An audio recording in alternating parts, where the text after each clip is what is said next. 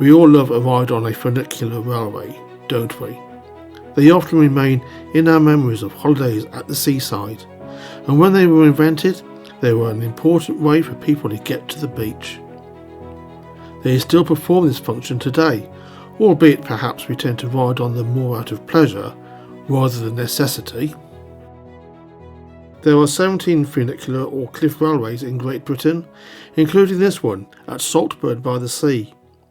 It is the oldest water-balanced funicular railway in the United Kingdom. It has a pair of 12-person cars, each equipped with a 240-gallon water tank. They run on parallel funicular tracks and double steel ropes are attached to both cars. The car's movement was controlled by a brakeman at the upper station via an iron winding wheel and a flange for braking. The operation is spectacularly simple. The top car has its water tank filled until its mass exceeds the car at the bottom. Then the car can travel down the incline, counterbalanced by the mass of the other car, which is pulled up the cliff. Movement is regulated by the brakeman, except everything else is pure gravity. When the heavier car reaches the bottom, its water is released and reducing its mass and pumped back to the top, and the whole manoeuvre starts again. Water is sourced from a nearby spring and stored in a pair of reservoirs, one capable of storing 136,000 litres and is located near the lower station, and the other, which holds 84,000 litres, is at the top of the cliff. And of course, not only did those Victorians just invent things, but they also did it with style.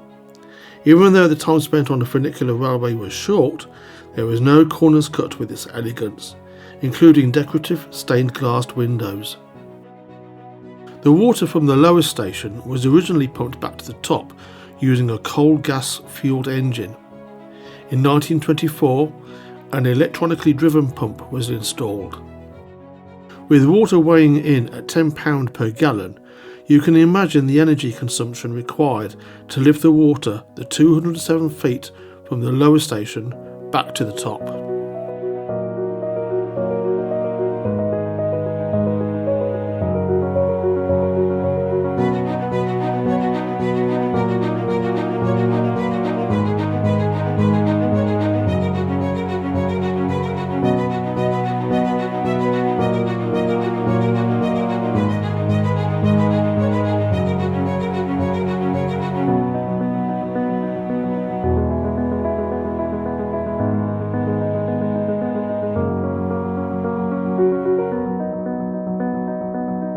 The Linton and Lynmouth Cliff Railway operates in the same way, although this railway requires absolutely no power to function and is one of the most environmentally friendly tourist attractions in the world. Each tank of these cars holds 700 gallons. The water is extracted from the West Lynn River and travels to the top station holding tank. Once the car reaches the lower station, the water is released to rebalance the weight back to the now heavier car at the top. In contrast to all other cliff railways, the water is not pumped back to the high station, and therefore no other machinery or power is required. Even the braking system on this railway is water operated.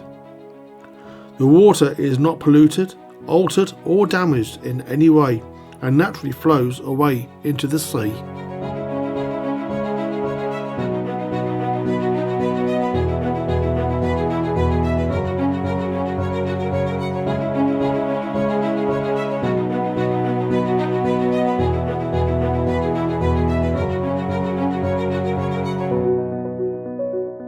We cannot help but admire the inventions and technical advances the Victorians gave us. Nearly 200 years on, these cliff railways give us much joy and are as useful as the day they were built. You might say that you can never take the fun out of funicular. Perhaps we should look more closely at some of these Victorian innovations, particularly if we are serious about eliminating carbon emissions.